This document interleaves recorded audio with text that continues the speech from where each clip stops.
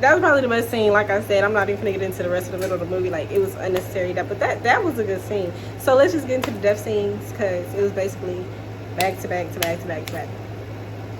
Really annoying. Like, I'm sorry.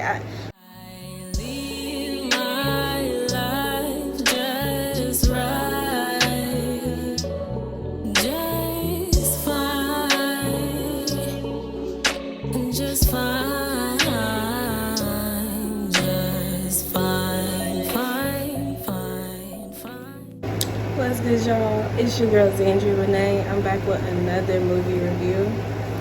So today we're gonna be reviewing Them Day, and it's been a real controversial movie streaming on Peacock. As y'all know, I usually spoil the movie just enough to where you can still go watch it and like have your own opinion about it. But I'm really not gonna go too in depth about it. But I will be giving y'all the general synopsis. Okay. So basically, it's a classic horror movie starring a very classic horror actor. We're gonna get into that. So it starts off with this car scene, right? And it's like any typical car scene. This is why I mean, not only because the movie wasn't too, the budget wasn't high, like you could tell. I feel like not only that is why it was criticized, but also because it was just very basic, and not really in a necessarily bad way, just they wanted to make it so classic because the topic was so controversial, and you could just see that they was like really contrasting that a little bit too much. But it basically starts off with this car scene that you see all the time going down a really long, dark, scary road, and then out of nowhere, the driver of the car just spins out, you know what I'm saying? And they see that something's wrong with their tire. Their tires got flat, so they get out the car and they try to inspect it. So the person that gets out the car, you can't even tell if they're like a straight heterosexual female or male. It actually looks like a Them Day character as well. So you think that maybe this is who the movie's about, this is where we're gonna go with this, but no, it's just like a twist and turn. This person gets out the car, checks the surroundings, sees that there is intentional spikes on the ground, and they kind of realize that they're in danger. So they get back in the car, and then immediately is killed by a mass killer. So then we just jump to this next scene, because obviously that's not who the movie's going to be about. It's actually going to be something else. And it's a bus scene. We see these kids pulling up to this camp, and they all get out. And we see some counselors just waiting, lined up, waiting on the kids. And as the kids get out the bus, the counselors begin to introduce themselves, and here we see Kevin Bacon, and he is in a lot of movies. The one that I know him most for is in that movie with Queen Latifah, and he was the one who was competing with Queen Latifah. The movie with Queen Latifah, was that Barbershop, or that shit called Barbershop?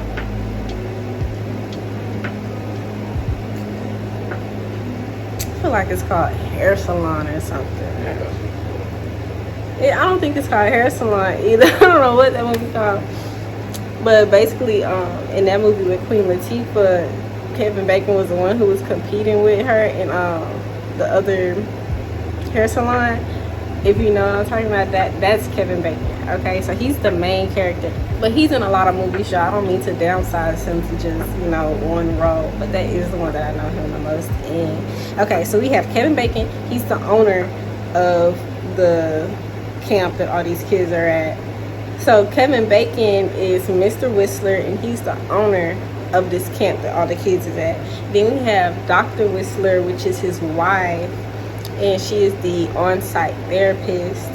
Then we have Nurse Molly. She's the newest camp counselor to work there. Then we have, what's his name? Then we have Zane, who is a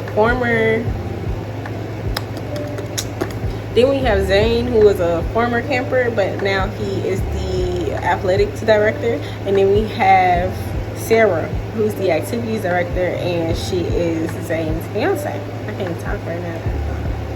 Okay. Then lastly, we have Balbazar, and he is the on-site handyman, and immediately he looks creepy as hell. Gives you the ick, just bad vibes all around. And he's one of the first person to get killed, which, I mean, I felt like I might as well tell you that, because the entire middle of this movie was unnecessary to me. So I might as well get to the death scenes anyway. So when I say that the middle of the movie was quite unnecessary, it was just a whole bunch of B-roll, and of course, you have to have development of where this story is going, but I just felt like it was unnecessary. It was just too much. It was too long. Each character had like at least 5 or 10 minutes just me learning about them, and I feel like that was not necessary. But of course, it had scenes that carried the movie on and I could talk about, but really you could just go watch the movie for yourself, and you can let me know if you thought it was necessary, or if you thought, it was needed, or, you can have a completely different outlook on me. So y'all let me know if y'all like the middle of the movie, but I basically won't be spoiling the whole middle, so you could really go watch it for yourself. And we're just going to get to the death scenes, because that's when it began to be a horror movie. Because during the middle of the movie, I forgot this was a horror movie to begin with. It's supposed to be a scary movie, y'all. Like, remember someone got killed at the very beginning? Like, it started with someone getting off, and we forget about that until the very end of the movie. So this was the most controversial part of the movie, and this is probably why it was so talked about for real, because if you think about it, they never did go back and clear up all the statements that they made.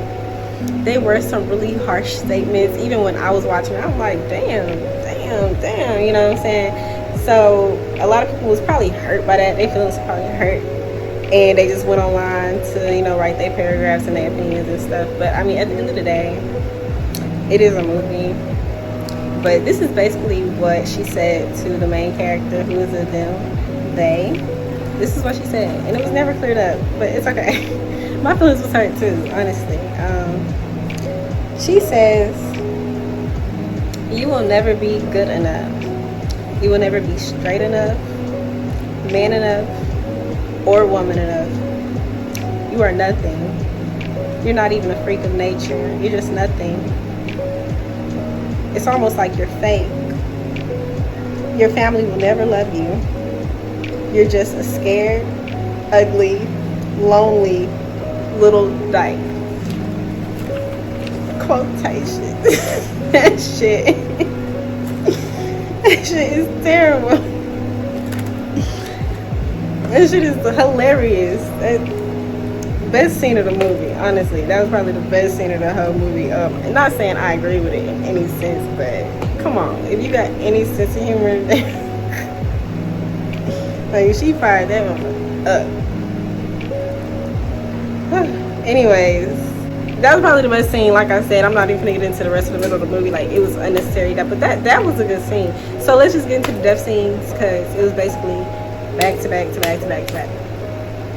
Really annoying. Like, I'm sorry. First of all, I don't even really like horror movies. I like scary movies. Like, I like, paranormal movies, and like, I don't like killing movies, like horror. It's so slow. But this one was super slow. I don't know, I guess that's the point of a horror movie, to be slow. Is that the difference? Child, anyways, here's the deaths, okay? I'm just gonna list them all right now. So the first person to die was the groundsman, the handyman, the creepy one, Balbazar. Very creepy. Right off the bat, they let us know that, yeah, he creepy as hell. He has cameras hidden in the showers, and he's watching all the kids that came in, and he's like touching himself and stuff, right? And then boom, out of nowhere, the masked person comes up and kills him. Good. So that's the first one that dies. The second one was a doozy. This one is definitely a spoiler, so you might as well just skip like 5 minutes if you still want to watch the movie. But turns out one of the campers was an undercover counselor this whole time. So it's crazy. I'm not even gonna lie, because I don't understand how it worked, how you can work for them. And anyway, the counselor coerces one of the campers, who's like one of the main, characters ish, to have sex with him.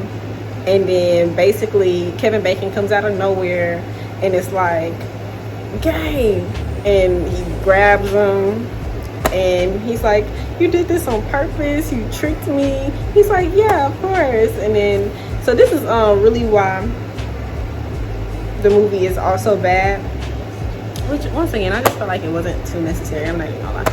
But the camp is historically known for, between them, not the public, of course, or people wouldn't send it to them, but they're historically known. Like, they have history books and they have like pictures and everything of them electrocuting their campers, electrocuting, beating them and stuff like that. But I guess it only happens to certain campers who get tricked by this undercover camper. Girl, I don't. So basically, like I said, he gets tricked, he falls for the trap, and now he's in an electric chair. Okay. He gets really badly tortured, and they take him to the nurse, and Nurse Molly's like, what the fuck, this shit crazy, I'm about to report y'all. And then Kevin Bacon fires her. Okay. So the next person that dies is that undercover counselor.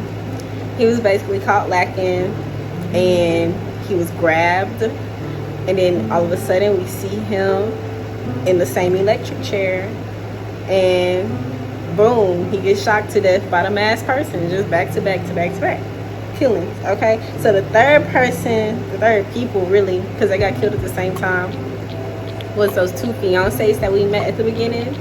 And throughout the movie you'll see why they're so bad too. But yeah, basically they was fucking and they got killed while they was fucking. Back to back to back to back. God damn, it's mad. So of course the last person to be killed was Dr. Whistler and Mr. Whistler. And after getting killed, the masked person reveals who they are. And it's the nurse. It was the nurse the whole time. She starts going off about her whole spiel as to why it was her. And honestly, girl, she sounds crazy. I mean, yeah, shock therapy is really bad, beating kids is really bad. That's terrible. But she honestly did not have to kill all the counselors. Like, she went on a tangent. So she hurry up and killed Dr. Whistler. And it turns out they was watching her do it the whole time. So they was like, you're crazy. Like, I can't believe you did that. Like, so you had this whole scheme from the beginning. You were undercover this whole time. And then the nurse Molly, she's like, yes, and if you just lie and say it was self-defense, then we can just travel to all the gay camps and we can just kill everybody and they'll never catch us. And they is like, bitch, is you dumb? Reports her to the police. She gets taken away. All the kids go back home. And that was the end of the movie. Like, that was it. That was it. I feel like this video isn't even long enough. Like, go watch it and tell me how useless. That was so mean. Like, go watch it and tell me if you wasted your time. Just let me know how you feel in the comments, honestly. I mean, they're still getting views. I feel like I'm helping. So this is my final review of this movie, okay? Okay, so my review on this movie is, people are definitely too sensitive, as always, because this movie, personally, I feel like I can relate to it in some senses, and it did not offend me, even though that means, of course, just because it didn't offend me, it can't offend nobody else. But I mean, come on now. If anything, you could just tell that it was maybe slight ignorance when it came to the writing room, and it wasn't enough light shed on how they people are discriminated against. And I feel like that's what people were looking for.